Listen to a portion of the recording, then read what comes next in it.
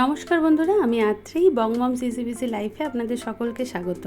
আজকে আমি ডালিয়ার দুটো রেসিপি আপনাদের জন্য এখানে নিয়ে এসেছি, যেটা ভীষণ টেস্টি এবং হেলদি তো ডালিয়া বটেই, আর যেটা খেলে বাচ্চা এবং বুড়ো সবাই মানে চেটেপুটে খাবে বলা যায়। তো আসুন দেখে নিই কীভাবে আমরা বানাবো। দুটো রেসিপি আছে কিন্তু। সবার প্রথমে আমরা ডালিয়া নেব, 1.5 কাপ মতন ডালিয়া নিয়েছি আমি এখানে। তো ডালিয়াটাকে আগে বেছে নেব, তারপরে শুকনো কড়াইতে একটু টেলে নেব, একটু জাস্ট একটু টেলে নেওয়া, খুব যে একদম মচমচে করে ভাজা সেটা কিন্তু নয়। তারপরে এটাকে আমি ভালো করে ধুয়ে আলাদা করে রেখে দেবো। এরপর আমরা প্রেশার কুকারে একবারে এই রান্নাটা করব। সেখানে ঘি অথবা মাখন 1 চামচ মতন আপনারা দেবেন, তেল খেলে তেলও দিতে পারেন। এরপর এর মধ্যে আমরা দিয়ে দেব হলো জিরে, হিং,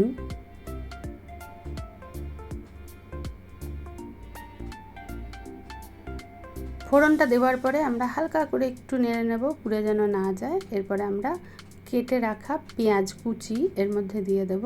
তারপরে আবার ভালো করে এটাকে আমরা নাড়তে থাকবো। পেঁয়াজটা হালকা ভাজা ভাজা যখন হয়ে যাবে তখন আমরা এর মধ্যে আদা রসুন বাটা দেব। আদা রসুন বাটাটা দিয়ে আবার একটুখানি নাড়াচাড়া করে নেব। তারপরে একে একে আমরা এর মধ্যে বাকি যে ইনগ্রেডিয়েন্টস দিতে থাকবো। তার মধ্যে বেশ কিছুটা পরিমাণে টমেটো দেবো। টমেটোটা বেশ কালারটাকে সুন্দর করবে, তো সেজন্য টমেটোর পরিমাণটা একটু বেশি হবে। স্বাদ মতো নুন দিয়ে দেবো। নুনটা যে যার বাড়ির স্বাদ অনুযায়ী আপনারা দেবেন।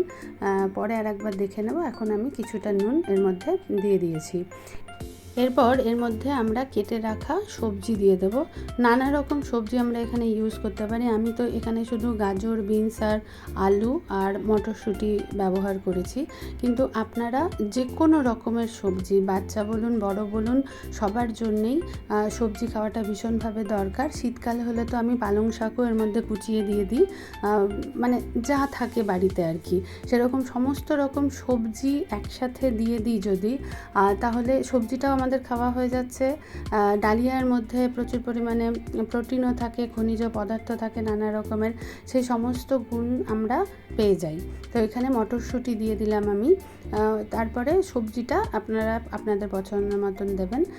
ভালো করে এটাকে একটু নাড়াচাড়া করে এর মধ্যে আমরা দিয়ে দেব হলুদ, শুকনো লঙ্কার গুঁড়ো, শুকনো লঙ্কা মানে কাশ্মীরি রেড মির্চ। আমি খুব একটা ঝাল এটা করব না, আপনারা আপনাদের বাড়িতে সবাই কীরকম ঝাল খায় সেরকম অনুযায়ী আপনারা এমনি শুকনো লঙ্কার গুঁড়োও দিতে পারেন।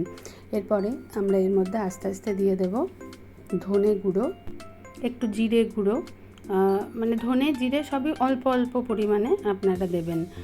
এছাড়াও দেব হচ্ছে সামান্য একটুখানি চিনি মিষ্টি স্বাদের জন্য, মানে একদম শুধু নোনতা ঝাল স্বাদ হলে তো ভালো লাগবে না, তো সেই মতন করে মানে বেশ একটু ঝাল মিষ্টি নোনতা এরকম টাইপের একটা স্বাদ হবে, সেই মতন হিসেব করে আপনারা এর মধ্যে কিন্তু অল্প করে চিনি দিয়ে দেবেন। আচ্ছা, এবার এই পর্যায়ে আমরা সেই যে ভেজে এবং ধুয়ে রাখা যে ডালিয়াটা ছিল সেই ডালিয়াটাকে এর মধ্যে দিয়ে দেব। অনেকেই এর মধ্যে ডালও ব্যবহার করেন, ডালও দিয়ে দেন। তো আমি এখানে ডালের ব্যবহার করিনি, শুধুমাত্রই ডালিয়াটাই দিয়েছি। ডালিয়াটাকে একটু ভেজে নিলে কি হয়, একটু সামান্য আস্ত আস্ত ব্যাপারটা থাকে এবং সেটা মুখে পড়ে যখন একটা বেশ সুন্দর ভালো লাগা থাকে আর কি। মানে একটু না ভেজে যদি আমরা আগেই এটাকে এমনি ধুয়েই দিয়ে দিতাম তাহলে বেশ একটা গোলা গোলা টাইপের স্বাদ হতো। তো সেই স্বাদটায় অনেকেই আমরা পছন্দ করি না, বাচ্চারাও খেতে চায় না, বড়দেরও মুখের যে টেস্টটা সেটা যে চটপটে একটা ব্যাপার, সেই ব্যাপারটা না হলে তো খেতে ভালো লাগে না, তো সেই জন্য যাই হোক। এরপরে আমরা এর মধ্যে দিয়ে দেব জল, আর জলের পরিমাণটা হবে, আমি এখানে 1.5 কাপ জলে প্রায় 4.5 কাপ মতন হচ্ছে জল দিয়েছি। তো আপনারাও সেটা বুঝে, মানে আমি একটু নরম নরম রাখবো সেই জন্য। তো দিয়ে এবার এটাকে আমি একটা সিটি মেরে নেব, নিয়ে তারপরে ঠান্ডা করে পরিবেশন করব। তৈরি হয়ে গেছে আমাদের ডালিয়ার খিচুড়ি। আর এবং এটা এতটাই টেস্টি হয় না, হিং আর মানে একদম প্রথমে যে আমরা জিরে হিং যে ফোড়নটা দিয়েছিলাম সেটার জন্য, এবং তার সাথে পেঁয়াজ রসুন আদা বাটা সমস্ত কিছু এবং মশলা ফসলা দিয়ে খুব সুন্দর একটা মশলা খিচুড়ি, খুবই টেস্টি হয়। এবার দেখা যাক দ্বিতীয় রেসিপিটা। দ্বিতীয় রেসিপিটাতে আমরা ডালিয়া নিয়েছি 1 কাপ মতন। তো ডালিয়ার সাথে আমি 4টে আমন্ডও ভিজিয়ে রেখে দিয়েছি, তার সাথে ডালটা আপনারা যেরকম খুশি নিতে পারেন। আমি এখানে 3 রকম ডাল ঘরে ছিল তাই দিয়েছি।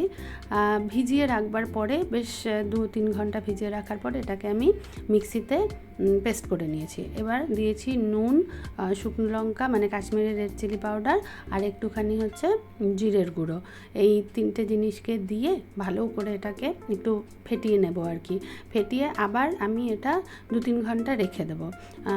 আর একটা জিনিস আমি বলতে ভুলে গেছিলাম যে এই ব্যাটারটা মানে ইয়ের সাথে ডালিয়ার মধ্যে কিন্তু বেশ 4-5টা মতন মেথি দানা দেওয়া ছিল, যাতে সুন্দর ধোসার যে গন্ধটা হয় সেটা হয়। তো তারপরে আমরা যেভাবে ধোসা বানাই, একটু বাটার অথবা ঘি, আমি এখানে দেশি ঘি ব্যবহার করেছি, দিয়ে দেখুন কি সুন্দর একদম মুচমুচে একটা ধোসা তৈরি হয়ে গেল ডালিয়ার, যেটা প্রোটিনে ভরপুর। এত রকমের আমাদের ডাল আছে, ডালিয়া আছে।